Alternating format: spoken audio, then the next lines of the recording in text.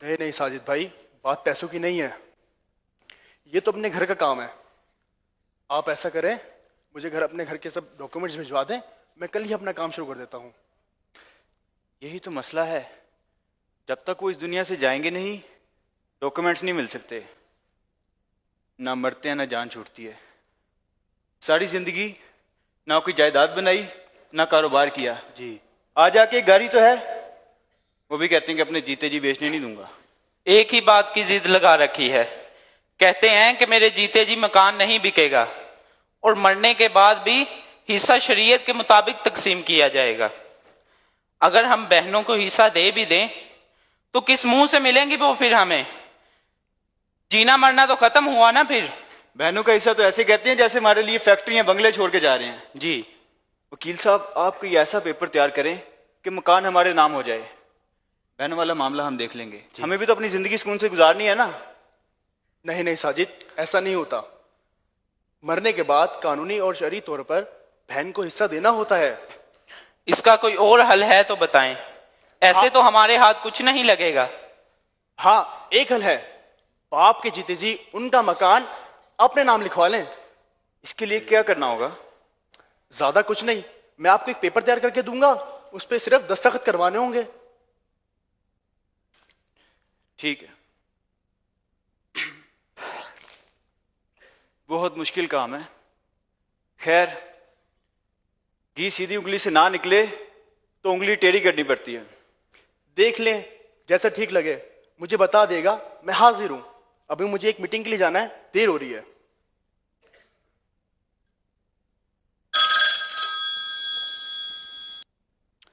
السلام علیکم. جی ساجد بھائی ابھی ضروری کام سے گئے ہیں. جی ضرور. کوئی پیغام ہے تو مجھے بتا دیں. جی میں ضرور ان کو پیغام آپ کا دے دوں گا.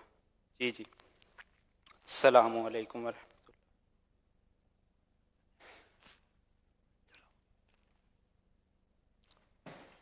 میری بات تو سن بیٹا، ایسا نہ کر. میں آپ کو بول رہا ہوں ایسا نہ کر. ان کو جو ہے تنگ نہ کر. میں تمہیں بول رہا ہوں اللہ تین جوانیاں مانے. تیرے پیو نو تیرے تے بڑی امیداں نے. انہوں تنگ نہ کر میرا پتر، انہوں تنگ نہ کر. میری بات سن میری. مجھے کوئی بات نہیں سنی. اس پہ سائن کریں اور مکان میرے نام کریں. بیٹا مرنے کے بعد سارا کچھ تیرا ہی ہے بیٹا، تیرا ہی ہے. اگر یہ بات ہے تو بہن کو اس میں کوئی حصہ نہیں ملے گا. ان سب کو بتا دیں.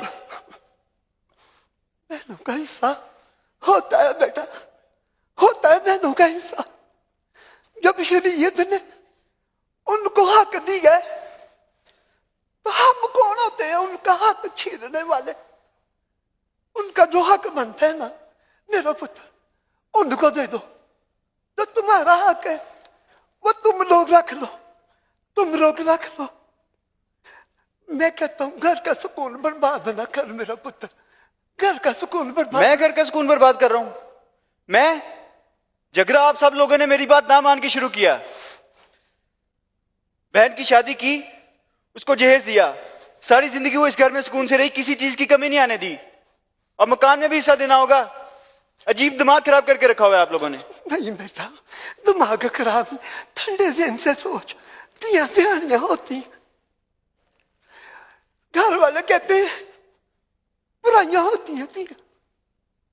جب شادی ہو جاتی ہے وہ کہتے ہیں برائے گھر سے آئی ہے، نہ ان کا وہ گھر نہ ان کا یہ گھر. دیہانیاں ان کا حق بنتا ہے بیٹا. جب قرآن نے ہمیں یہ تعلیم دی ہے کہ کسی کا حق نہیں رکھنا چاہیے، تو جو میرا بیٹا اس کا حق بنتا ہے نا اس کو دے دے.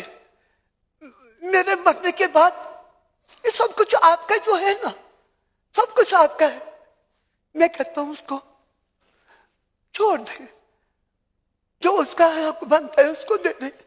یہ سب کچھ ادھر ہی رہ جانا ہے پتر، ادھر ہی رہ جانا ہے سب کچھ. ایک ایک کر کے بندے ٹر جانا ٹر جانا سمجھ میری اتنے رہ جانا سب کچھ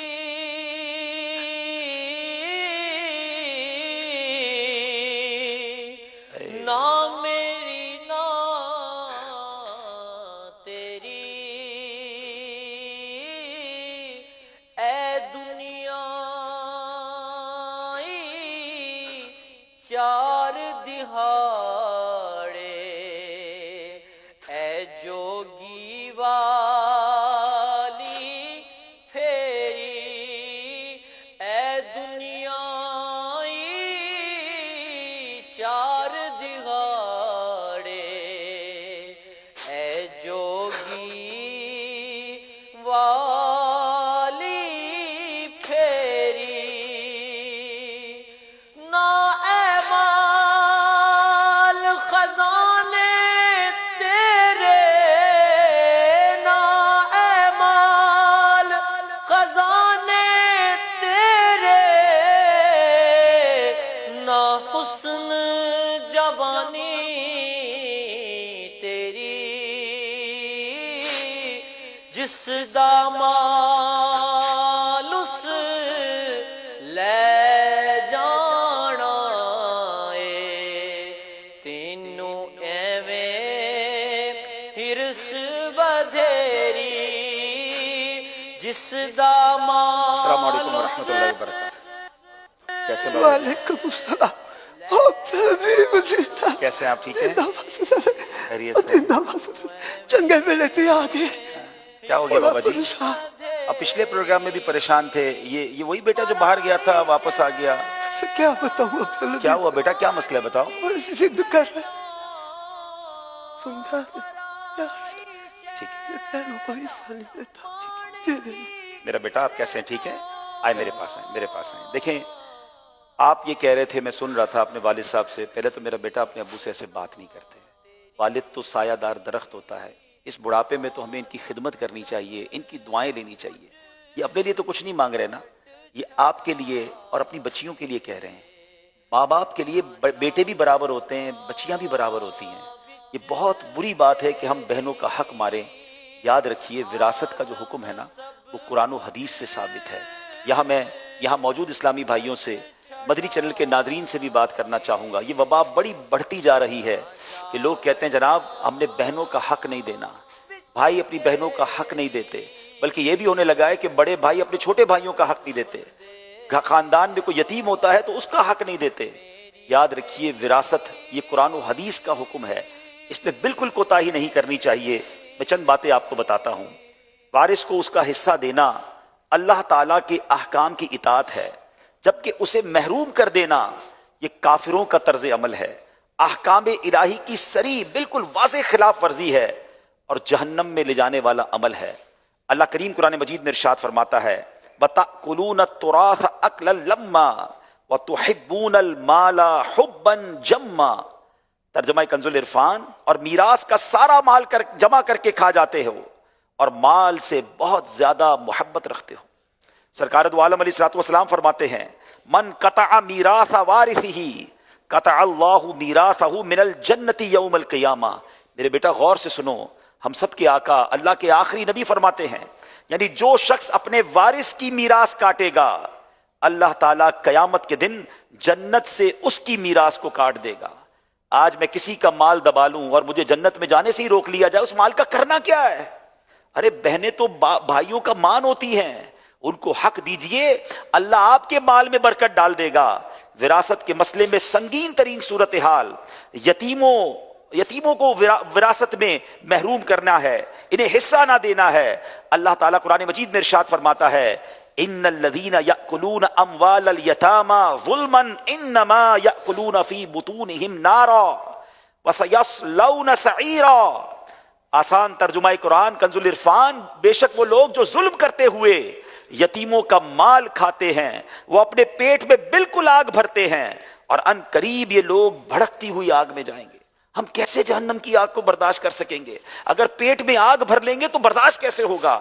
حضرت ابو سعید خدری رضی اللہ تعالیٰ عنہ سے روایت ہے، رسول اکرم صلی اللہ تعالیٰ علیہ وسلم نے ارشاد فرمایا، میں نے معراج کی رات ایسی قوم دیکھی جن کے ہونٹ اونٹوں کے ہونٹوں کی طرح تھے، ان پر ایسے لوگ مقرر تھے جو ان کے ہونٹوں کو پکڑتے پھر ان کے منہ میں آگ کے پتھر ڈالتے جو ان کے پیچھے سے نکل جاتے۔ میں نے پوچھا ہے جبرائیل یہ کون لوگ ہیں؟ عرض کی گئی یہ وہ لوگ ہیں جو یتیموں کا مال ظلم سے کھاتے ہیں۔ ہم کیسے یہ جہنم کا عذاب برداشت کر سکیں گے؟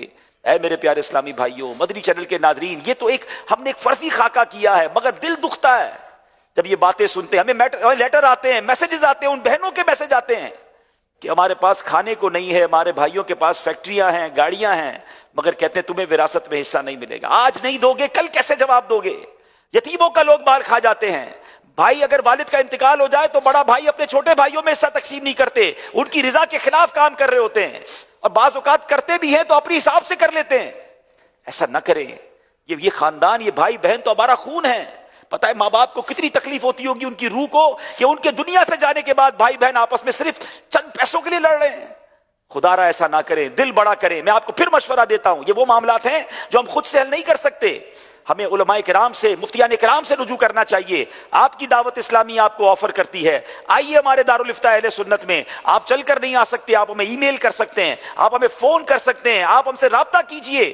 آپ کو آپ کے پورے خاندان کی وراثت کا پورا حساب ہم بنا کے دیں گے، مگر ایک نیت کر لیں، ایک ایک روپیہ وارثوں کا ہم دیں گے، کسی کا حق نہیں دبائیں گے۔ یہ مال حرام ہے، جہنم میں لے جانے والا کام ہے۔ تو میرے بیٹا اب آپ بھی نیت کر لیں کہ انشاءاللہ اپنی بہن کو انشاءاللہ حصہ دیں گے۔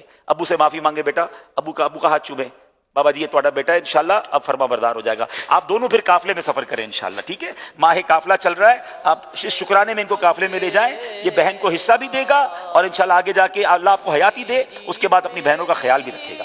ماشاءاللہ، بہت بہت شکریہ، انشاءاللہ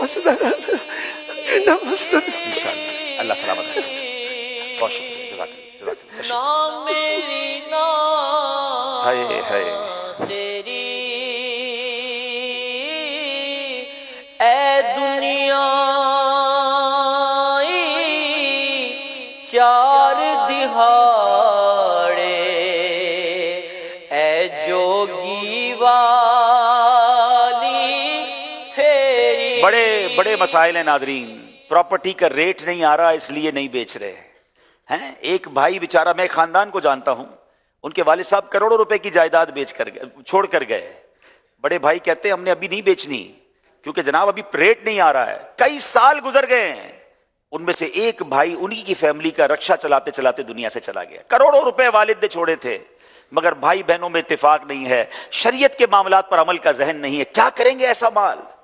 خدا کے واسطے شریعت کے حکم کو مانیں، یہ اللہ رسول کا حکم ہے، اور جائیے علماء کرام کے پاس۔ فوراً اگر کسی کا انتقال ہوتا ہے تو اس کے تمام جو ترکہ ہے اس کو علماء کرام کو بتائیں کہ یہ میت نے چھوڑا ہے، اب بتائیے ہمیں کس طرح اس کو تقسیم کرنا ہے۔ یہاں میں والدین سے بھی عرض کروں گا، یہ وہ والدین، عموماً ان گھروں میں یہ پرابلم ہوتی ہے جہاں والدین دنیا تو بہت سکھاتے ہیں، کاروبار تو بہت سکھاتے ہیں، مگر دین نہیں سکھاتے۔ اگر بچوں کی دین کے مطابق تربیت ہو جائے، قرآن و حدیث پڑھنے والے اور علم دین والی اولاد بن جائے، تو پھر وہ بھائی بہن جڑے رہتے ہیں، وہ پیار سے رہتے ہیں، وہ شریعت کے احکام پر عمل کرتے ہیں۔ اللہ ہم سب کو اپنی اولاد کی بھی بہترین تربیت کرنے کی توفیق عطا فرمائے۔